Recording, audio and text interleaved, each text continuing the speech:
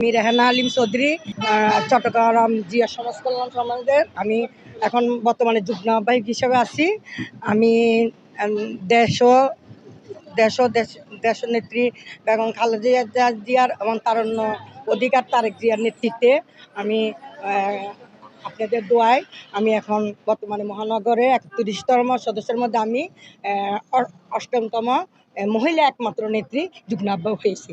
এবং আমি ঢাকা, আমার অনেক সৌভাগ্য যে আমি ঢাকা সুপ্রিম অডিটোরিয়ামে আমি ডক্টর মঈন খান এবং মাহবুদ্দিন খোকন এবং শামসুন্নাহার দুলু এবং বরকতুল্লাহ বুলু এবং আমাদের মাহবুদ্দিন খোকন সাথে আমার অন্তরঙ্গ ঘনিষ্ঠতা অন্তরঙ্গ সম্পর্ক হয়েছে এবং অনেক কথাবার্তা হয়েছে দেশ নিয়ে।